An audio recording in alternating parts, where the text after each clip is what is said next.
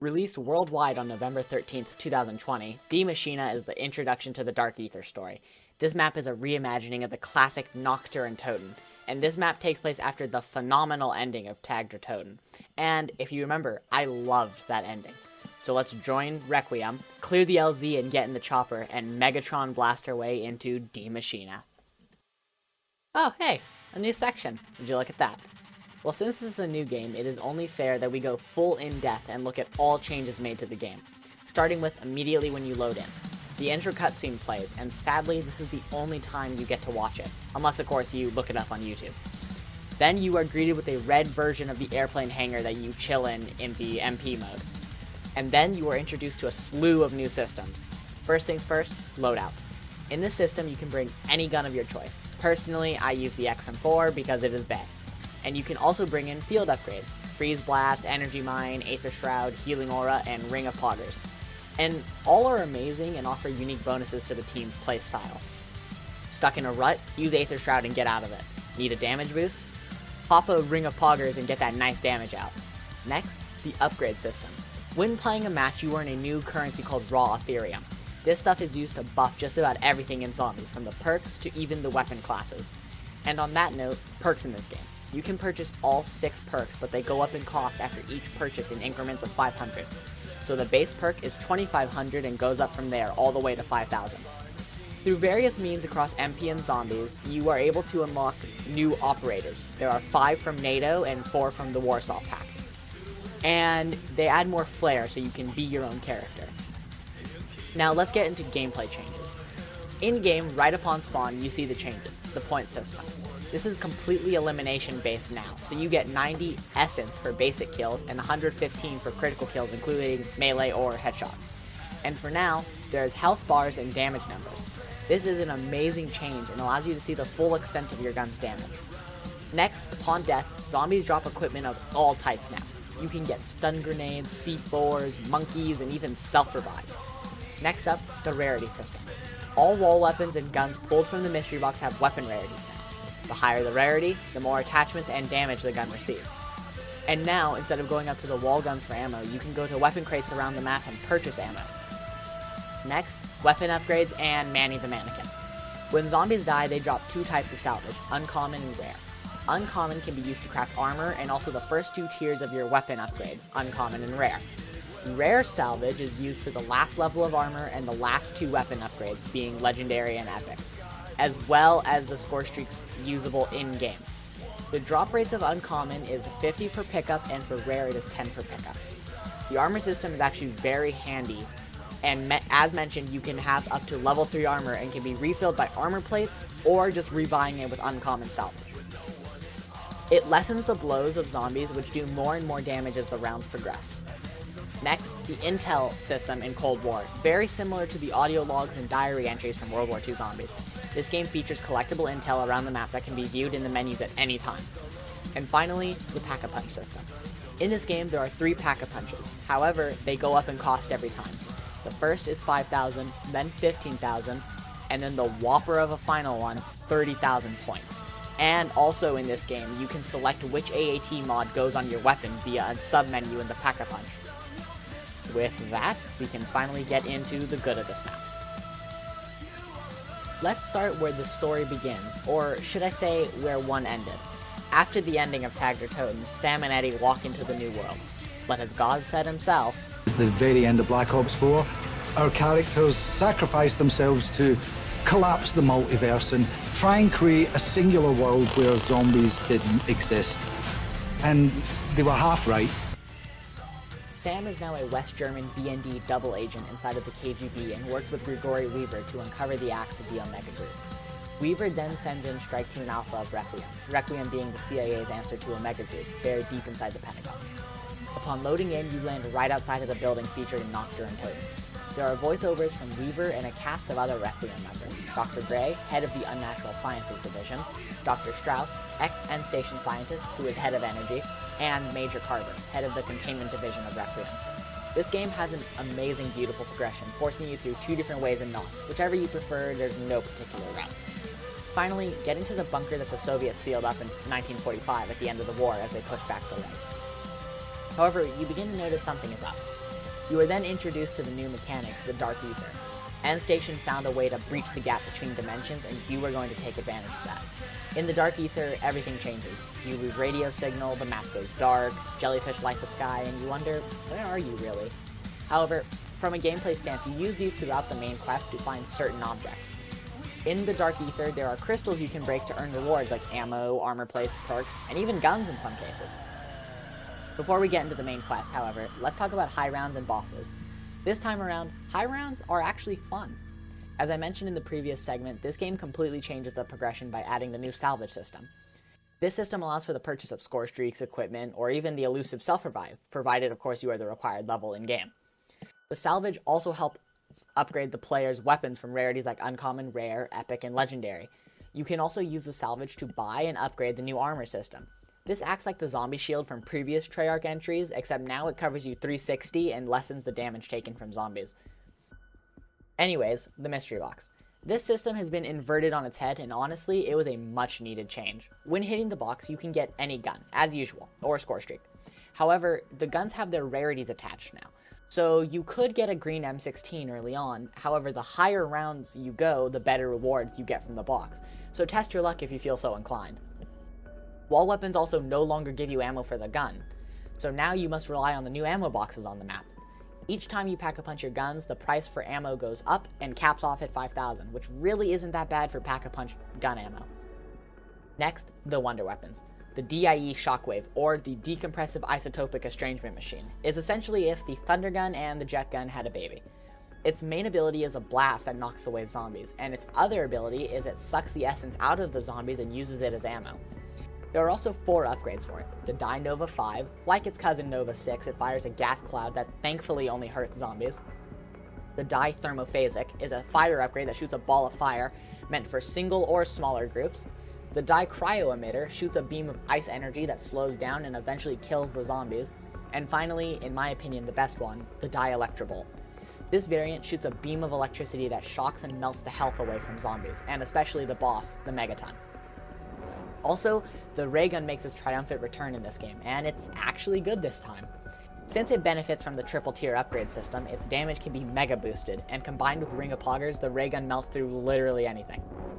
I want to touch on the trial system. Similar to the trials in Ancient Evil, the game offers you challenges that you can do that give tiered rewards, and intel in some cases. These rewards can be anything from guns, to perks, to even the wonder weapon. These challenges are fun little side additions that add to the gameplay, and also unlock a Dark Ops challenge provided you complete them all in a single sitting. Now, let's move on to the main quest, and in some parts of the story of this map. The Strike Team uses a tool created by Project End Station called the Ether Scope to look into the Dark Ether and find reflections of Dr. Vogel to log into the Derveshler program. After upgrading the die to its 4 variants, you can go back into the Dark Ether and find the Decontamination Agent. After installing that and capturing a split Megaton in the chamber, you revive Orlov, an Omega Group member who was locked in and forced to restart the machine.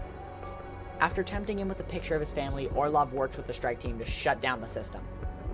Upon finishing the Stay Alive fight, you are pushed to exfil while energy pikes around the facility, forcing the players down a specific path.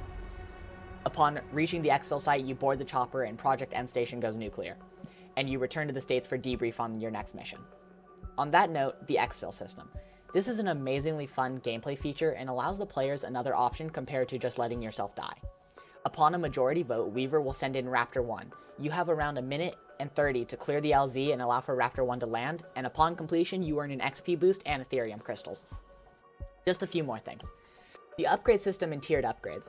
Using the Ethereum gained in-game, you can use them to boost the abilities of just about anything in-game. Want more health? Upgrade Juggernog to the max tier and benefit. Want 8 attachments on your primary weapons? Upgrade those specific weapon classes. The perk design in this game is really fantastic, and specifically Deadshot Daiquiri's glow up is the most impressive.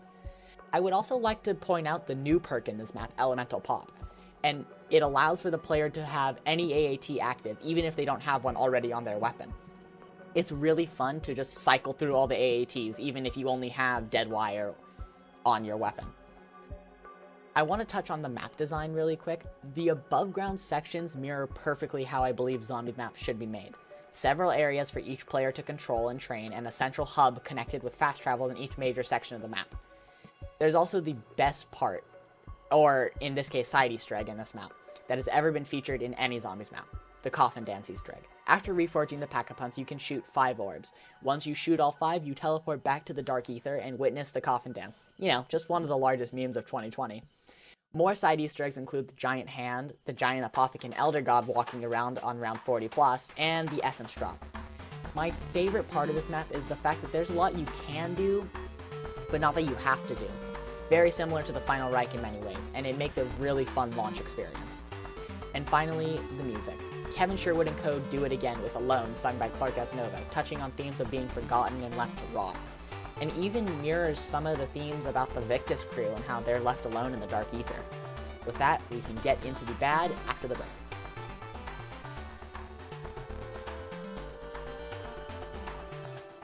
Welcome back. Now let's dive into this map's bad, starting with the balance of this map, specifically in co-op play.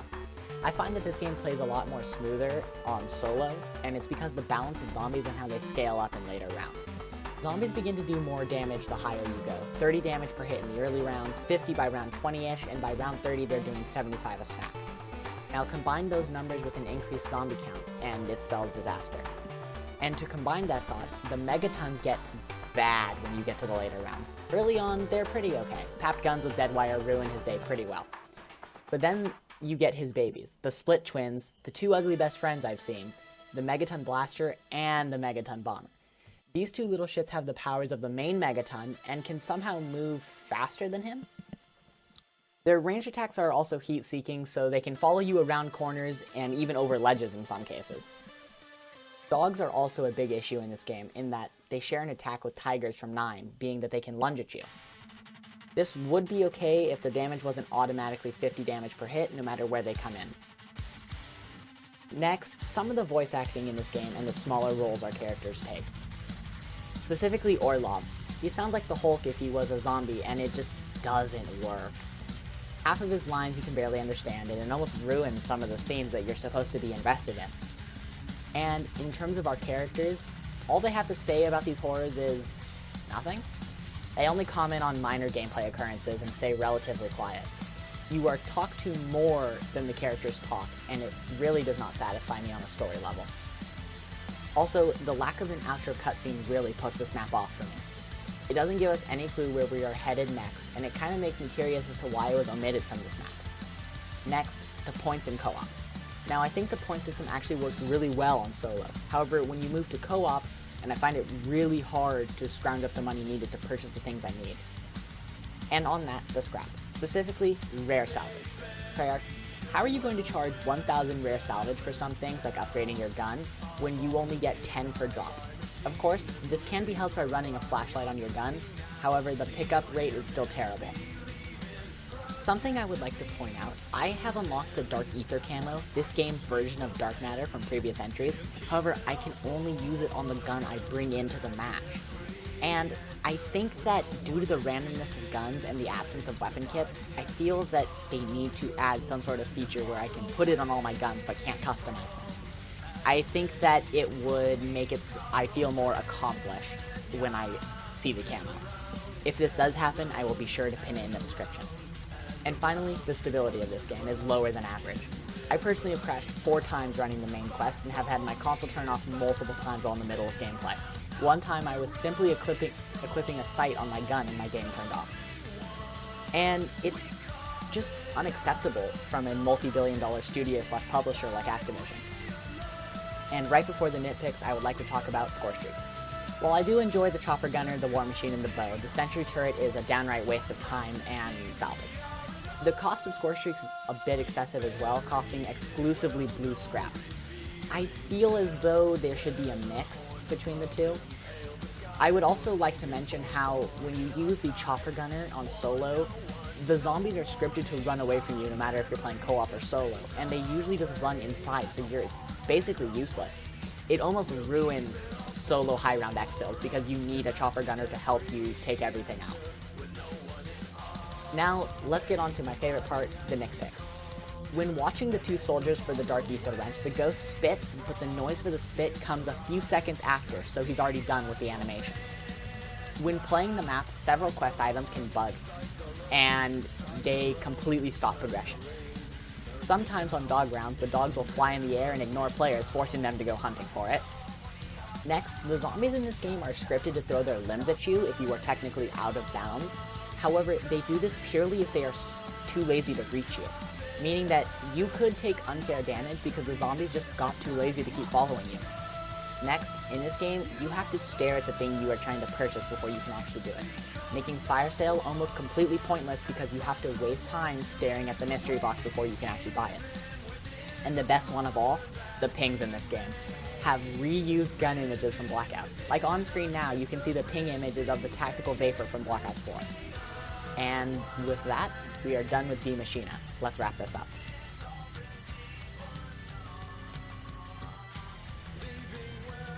With that, we have successfully exfilled from Die Maschine. Personally, I would rank this map at the very least in my top 15 of all time, as I love the mechanics of Cold War much more than the actual map. But those are just my thoughts. I would like to see yours in the comments.